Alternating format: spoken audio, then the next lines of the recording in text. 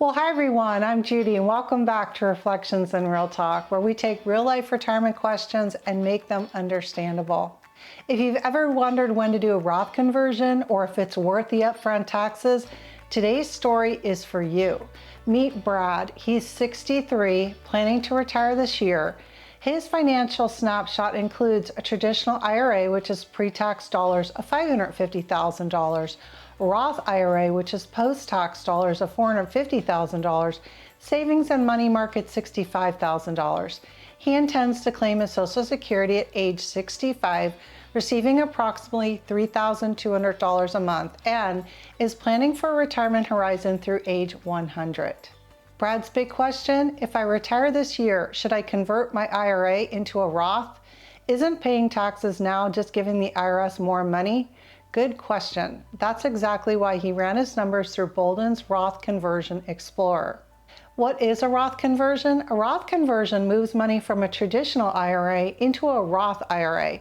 Taxes are paid now, but future growth is tax-free, and withdrawals in the retirement are also tax-free.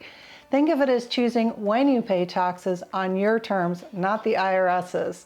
And now let's jump into Boldin for an on-screen demo. But before we do, please subscribe, like, and share this video to help others find real practical retirement advice. Welcome back to Boldin. Today we are going through the scenario for Brad, who's interested in doing Roth conversions. So here we are on the overview page. We can see we have the right test scenario. And then this is Brad's baseline scenario. So here, I always like to review this information. This is what we talked about just a few moments ago. Brad intends to retire at age 63 this year. And this baseline is no Roth conversions. He's got just over $1 million. 550 is in his pre-tax 401k, 500's in his Roth, 60,000 in the taxable. Social Security at age 65 is roughly $3,200, which includes COLA, cost of living, and the plan projects his longevity to age 100. He is single and he intends to use the 4% rule for his withdrawal strategy, which gives him $44,000 per year early in retirement. So we're going to save that. And then it's just so easy to click this and duplicate this scenario. And now we can give it a name, and we're going to call this Roth Conversions. And we're going to model lifetime tax optimization. Everything else is the same, so I'm just going to create that. And then I can launch right into that, just clicking this little arrow here, and we're going right to the scenario. So nothing's changed just yet, but we're going to fix that. Here we can see on the overview page, he's got just over $1 million. And at retirement at 63 at the end of the year, he'll have 1.1 million, and at longevity 6.93 million. 99% chance of success using that Monte Carlo projection, which you can learn about here. And then let's look at that income page. This is where I really want to focus on today. So here you can see the last year of his employment, 149,000, a little bit of it rolling over into the next year. And then he starts his net savings drawdown of $44,000. He hasn't collected Social Security yet. He's not filing for Medicare yet.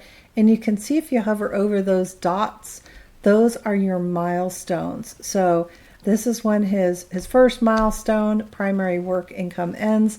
Second one is Medicare enrollment. Don't forget to enroll 3 months before your birthday when you turn 65, or you'll have a penalty. And the next milestone is when he intends to collect Social Security. And he can model different Social Security claiming ages as well. But what we really want to look at here are these orange bars. So the bottom's pink, the top is orange. And that's when his next milestone starts at age 75. Now, many people today have to pay RMDs around 73. But after the year 2033, those RMDs are going to kick in at age 75. So, people are living longer. They're letting us bump it out a couple more years, which is fantastic. But let's look and see what he has to pay. His expenses and taxes are $81,700. but he has to take $37,700 in RMDs. That's a huge amount of extra money that he may not need. And of course, that increases his tax liability. And it just goes up year after year up until longevity, where he has to draw $132,000 in RMDs. One of the most popular ways to reduce RMDs is to convert that money from the pre-tax accounts into a post-tax account or a Roth account. So let's go into the Roth Conversion Explorer here. The very first question Boldin asks you is, where should your converted funds go? And since Brad already has a Roth 401k, it's going to go in there.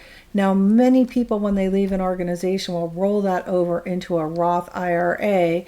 Some companies will let you leave it in there, but most of the time people will roll that over.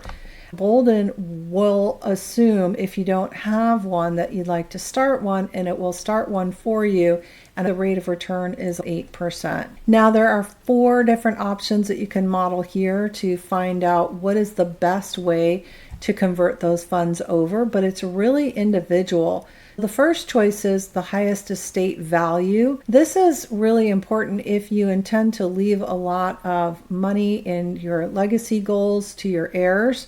And that's one of the reasons you would choose that selection.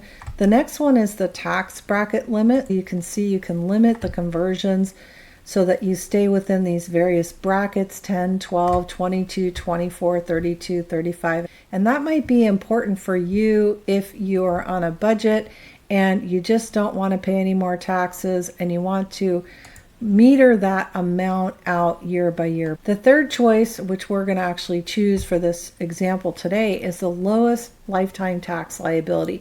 And I think most people would agree one of their primary goals is to pay the least amount in taxes over their entire life. And lastly is the IRMA bracket limit. Now, IRMA is those additional Medicare fees if you exceed the threshold. And of course, nobody likes to pay more for medical care. So that's important as well. And that will be calculated in to some of these other models as well. So let's choose the lowest lifetime tax liability. And then the next question is it okay to pay for the tax liability of Roth conversions with tax deferred funds? So you can choose whether to take that off the top out of your funds that you're converting into the Roth. So for example, if we were converting $50,000 over in year 1, we were in the 22% tax bracket, that would be approximately $11,000 in taxes.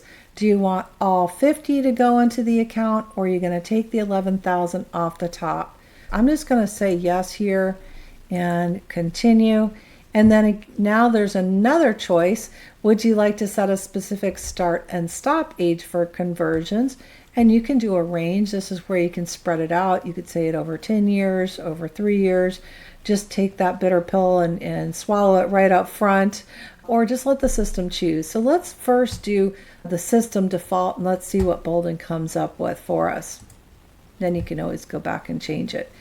Now, this is a pretty significant savings. Boldin is recommending 5 conversions during your planned timeline, and it leaves Brad with over $340,000 more in his estate. That's nice if he has somebody he'd like to inherit some of those funds. And also, he saves over $120,000 in lifetime taxes. So pretty nice. Now let's scroll down to what Boldin is recommending in terms of those conversions. The very first year, it's recommending $128,000. Wow, that's pretty big. Again, that's a bitter pill. That's going to bump Brad up into a much higher tax bracket for sure. And then you can scroll down here and you can see year by year what the projected balances are. You can see that the Roth is growing and that pre-tax is shrinking as he's making those conversions. So now the pre-tax is down to $373. That's the dark green number. And you can see here it's just getting smaller and smaller. As the pre-tax dollars shrink, the Roth accounts increase. And then here we've got 5% more savings at longevity. without optimization 6.9 million, with optimization 7.2. So that's really attractive. You can also see the effective federal income tax. It's not showing the state taxes and how that flows out year by year by year. Now I will jump down here and show the IRMA fees. So he is going to be hit by IRMA a little bit early on, but then that is zeroed out after 2029. He does increase his IRMA fees by 41% more with this plan because he converted all that money early on. But again, it really is not a significant amount overall. The other thing you can do on this page, right now we've got it forecasted for average. We can also change it to optimistic. That changes his estate value longevity to 1.3.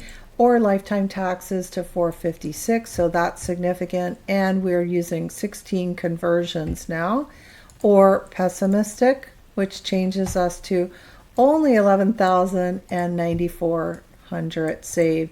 If we were being pessimistic, we might say, maybe this isn't worth it. But let's go back to that average. So now that we're done with this, if we're happy with that, we'd like to apply that to our scenario. We can just click right here, and it's going to give us a little pop-up warning, apply the optimized conversion plan in my Roth conversion scenario. By applying changes, we'll remove all the transfers from the pre-tax account to Roth accounts in my plan, money flows transfers, and add all the suggested conversions to my plan, money flows transfers. And we're going to say yes, let's do it. Okay. Now let's go back to that income page. And you can see those orange bars have gotten much shorter. And remember, those RMDs before were about 40,000 and now they're cut in half.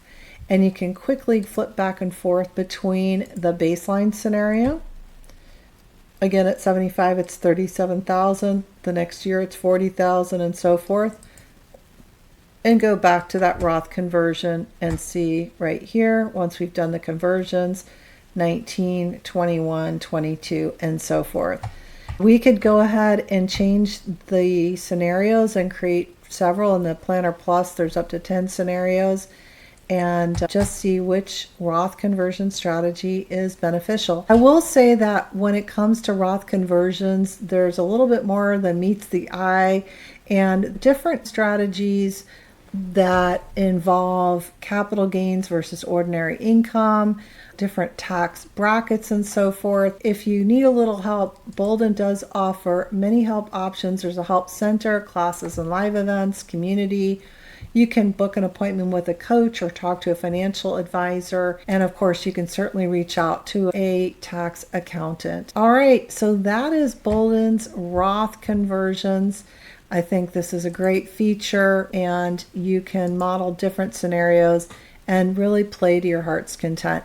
And you know, the other thing is, it's not a one-shot deal. If you convert over 1 year and then you have some unexpected expenses, you can remodel this year after year. So it's not a set it and forget it plan. It's something that you can change and really work to meet your own personal needs. So thanks for watching today. Hope you enjoyed this overview of the Roth Conversion Explorer from Boldin. So let's put this all in perspective. This strategy is to convert now when tax brackets are favorable rather than paying taxes later.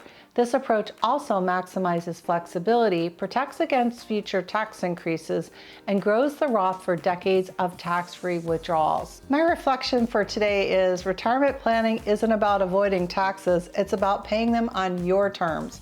A heavy first-year conversion might feel scary, but strategically it can be your best move. Only you can decide if that meets your financial needs. That's the power of Boldin, to clearly see the impact of your decisions before you make them. So what can you do next if you're considering Roth conversions? Download my free companion guide to this video to follow along. Go to Boldin's Roth Conversion Explorer, print the full FAQ and read it carefully. Check all of your assumptions. And lastly, if you're still unsure, consult a Boldin expert, your CPA, certified financial planner, or all the above for validation of your assumptions. Brad's story shows that a little planning today can pay off big tomorrow. Drop a comment below. Would you pay more now to save much more later? And don't forget to subscribe, like, and share so others can learn from this real-world strategy.